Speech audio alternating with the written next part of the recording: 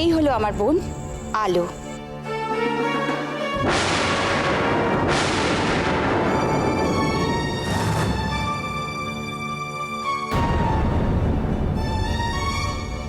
অরিজিতের দ্বিতীয় স্ত্রী।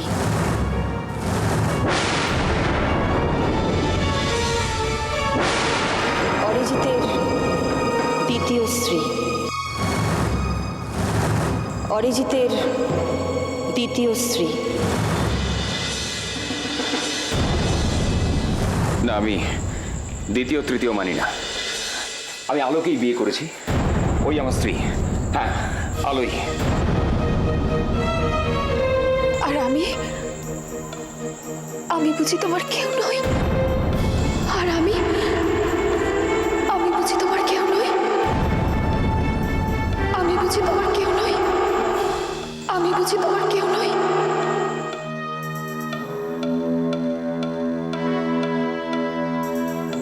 না, আমি আপনাকে চিনি না। আমি চিনতে পারছি না আপনাকে। আমি চিনি না আপনাকে, চিনি না।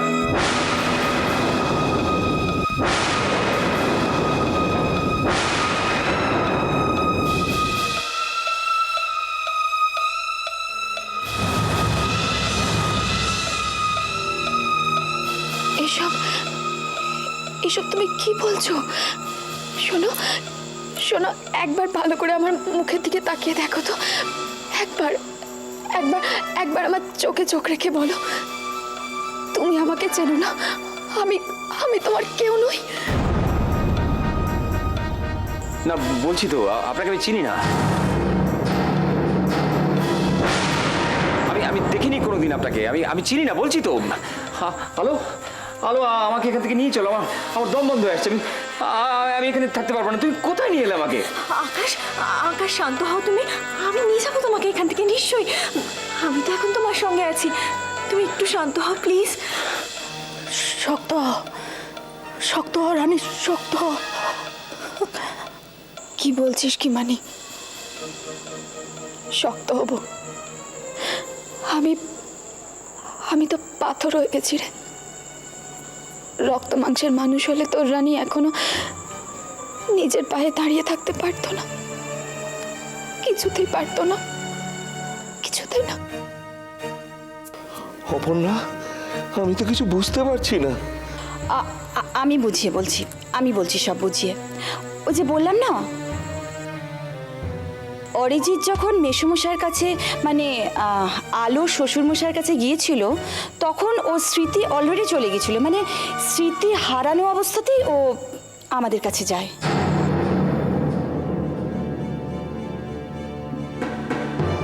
আর জানেন তো, তখন আলো তার মেয়ে টিয়াকে নিয়ে খুব একা। কেননা ওর প্রথম স্বামী অর্ক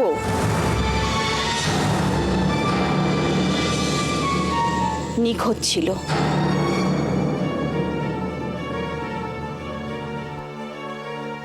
আর আমরা যখন সবাই প্রায় মেনেই নিয়েছি যে অর্ক হয়তো আর বেঁচে নেই, ঠিক সেই সময় অরিজিৎ আমাদের ওখানে যায় এবং কিছুদিনের মধ্যেই আমার বোন আলোর সাথে ওর বিয়ে হয়।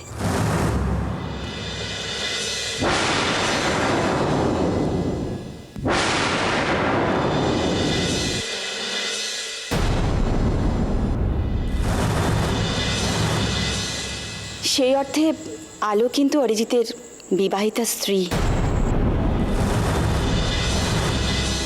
আর ওই যে বাচ্চা মেয়েটা টিয়া, এখন ওদের দুজনেরই মেয়ে। অসম্ভব।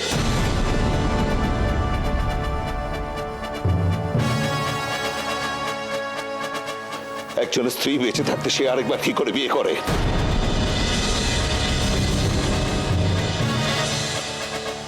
এটা সম্ভব নয়, এটা হতে পারে না।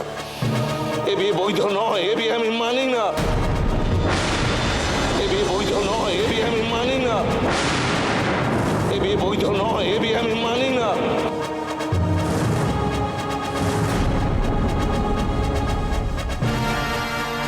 বিয়েটা বৈধ কি অবৈধ সে প্রশ্নটা পরে আসবে।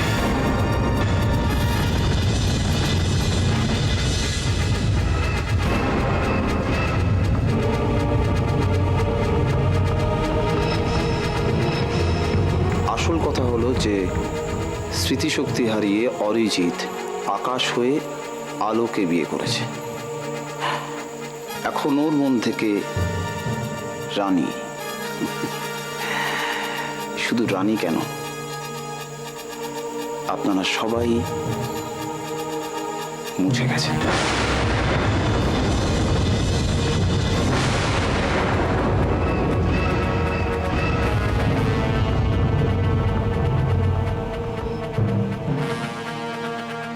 আমি তখনই বলেছিলাম পুরোটাই ভাঁওতাবাজি।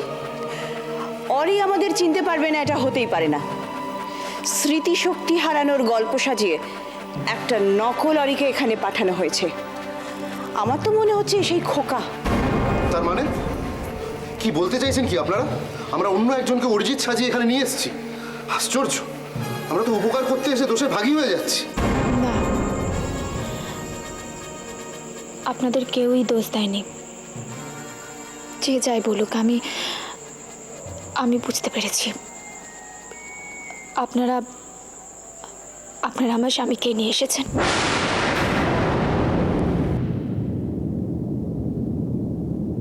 রানী, কিন্তু না বাবা, না, এর আর কোনো কিন্তু নেই। আমি ওদের একটু অবিশ্বাস করিনি। অ্যাক্সিডেন্টে তোমার ছেলে ওর স্মৃতিশক্তি হারিয়ে বসলেও আমি ঠিক বুঝতে পেরেছি বাবা, ও তোমারই ছেলে। ও তোমার ছেলে ছাড়া আর কেউ নয় বাবা, তোমারই ছেলে, তোমারই ছেলে। তার মানে রানী গায়ের জোরে বললেই আমরা মেনে নেব এই আমাদের অরি? প্রমাণ কি যে এই অরি?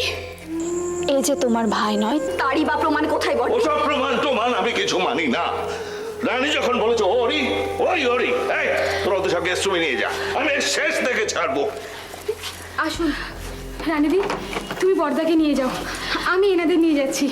বর্দা, তুমি রানী দিদির সঙ্গে যাও। না না, আমি কোনো রানী দিদি দিদিকে চিনি না।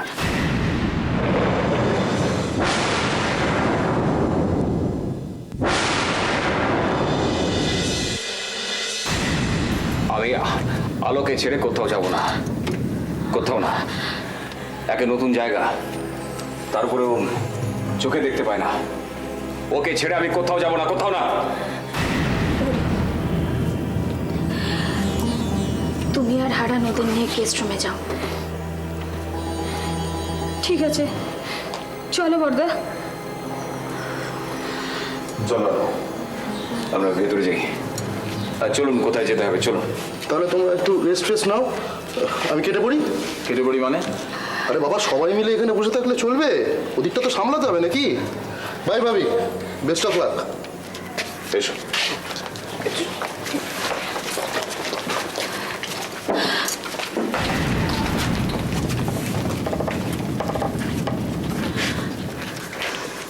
অসহ্য, অসহ্য লাগছে আমার, অসহ্য লাগছে।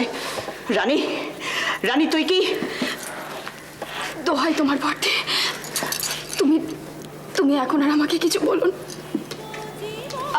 আমি আর পারছি না বর্দে, আমি আর সহ্য করতে পারছি। তুমি অসহ্য।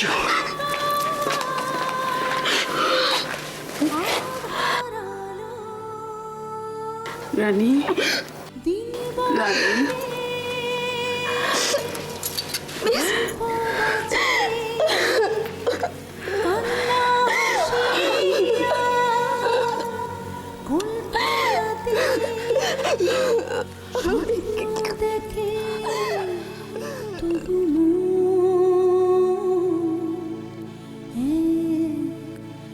গল্প শোনো।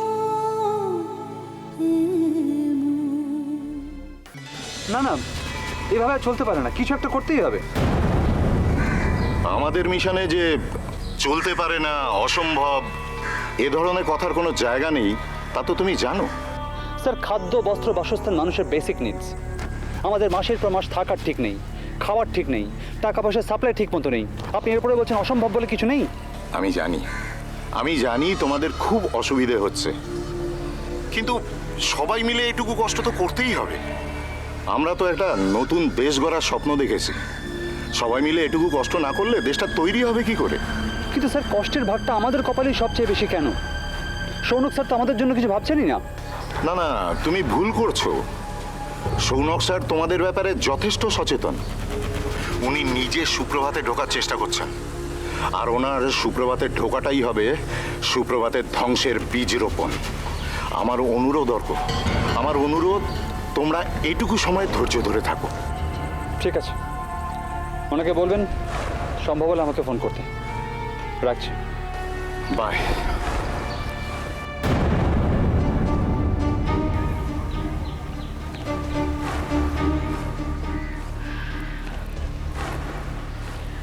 কিছু হলো নানা? সেই এক কথা, ধৈর্য ধরো আর ধৈর্য ধরো। কিন্তু কতদিন আর কিসের জন্য ধৈর্য ধরবো তাই তো বুঝতে পারছি না। আমাদের তো ধৈর্য ধরতেই হবে চিফ। আমাদের মিশনে তো প্রশ্ন করা, কৈফিয়ত চাওয়া, এগুলো সব বারণ। আমাদের যখন যা করতে বলা হবে তাই করতে হবে। তাই তো করছি, তাই করেছি এতকাল। সৌনক স্যারের কোন কথাটা শুনিনি আমরা? কি আমি যেভাবে কাজ করি কোনো কম্পিউটার সেভাবে কাজ করতে পারবে না? কিন্তু আমি তো একটা মানুষ, আমার তো মাঝে মধ্যে ক্লান্ত লাগতে পারে।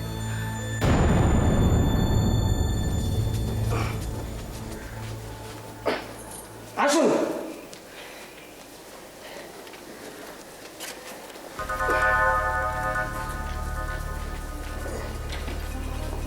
আসুন আসুন।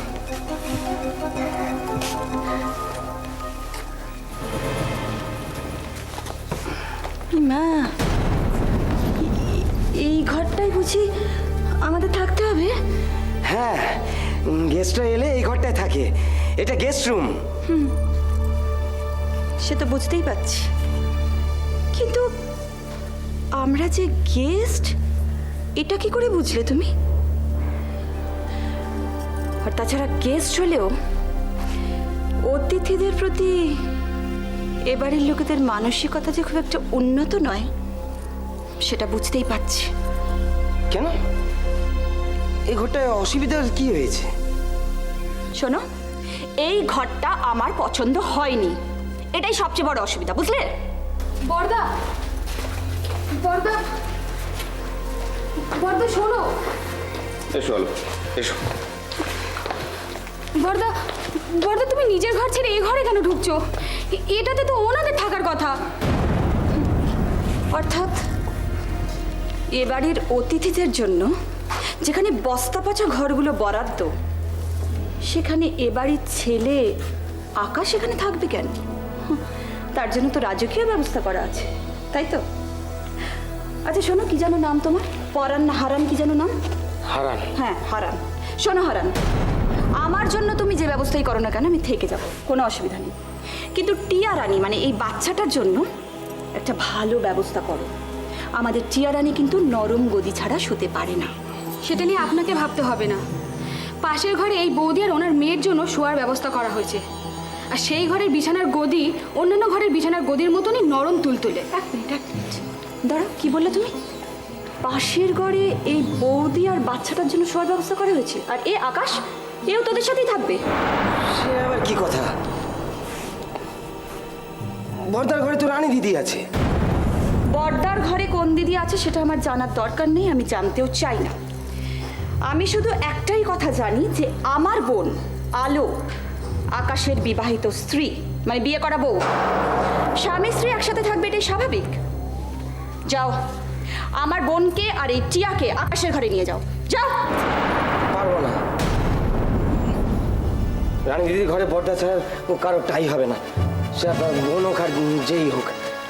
রানী দিদি নিজের ঘর ছেড়ে কোথাও যাবে না।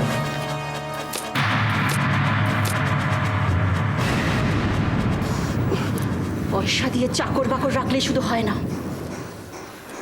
তাদের যে ঠিকভাবে সহবত শেখাতে হয় সেটা এ বাড়ির মনিবরা বোধহয় ভুলে গেছে। অতিথি বা তার সৌজন্যবোধের পরিচয় কোথায় দিলেন? অন্যের বাড়িতে ঢুকে অসভ্যের মতো হম্বিতম্বি করা ছাড়াও আপনি ওর গায়ে হাত তুললেন। এটাকে আর যাই হোক সভ্য আচরণ কখনোই বলা যায় না।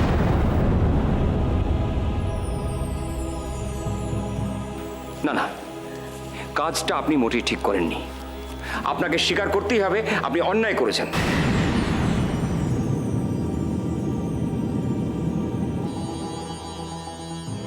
ভাই ভাই দিদির হয়ে আমি তোমার কাছে ক্ষমা চাইছি। দিদি একটু বদরাকি স্বভাবের, দিদির কথায় তুমি কিছু মনে করো না। না না ঠিক আছে। না না, ঠিক নেই, কিচ্ছু ঠিক নেই। ক্ষমা চেয়ে নিলেই 7 খুন মাফ হয়ে যায় না। চলো আলো, আমরা অন্য ঘরে যাই। এই ঘরে আমার দম বন্ধ হয়ে আসছে। হ্যাঁ হ্যাঁ বর্দা চলো, তুমি তোমার নিজের ঘরে চলো। রানী দিদি তোমার জন্য বসে আছে। শোনো ভাই, কি নাম বললে তোমার? রানী দিদি?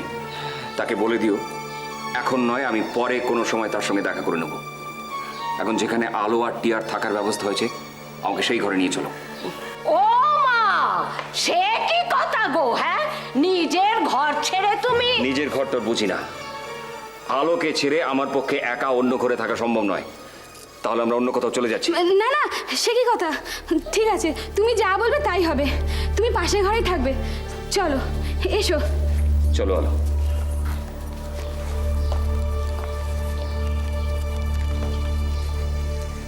বর্দি ঠিকই বলে, এ কোনো মতেই আমাদের বর্দা হতে পারে না। এ হচ্ছে অন্য লোক। তোমার মুন্ডু, এই আমাদের বর্দা। কাজটা আপনি মোটেই ঠিক করেননি। আপনাকে স্বীকার করতেই হবে আপনি অন্যায় করেছেন। বর্দাই, তা না হলে আমার জন্য ওনাকে 7খানা করে শোনাতো না। চলো মাসি, আমার বাইরে যেতে হবে, কি কি আনতে হবে চলো দেখবে। ঠিক আছে, চল আমি গিয়ে সব বলে দিচ্ছি কি কি চলো, আনতে হবে। দেরি হলে আবার পাবো না।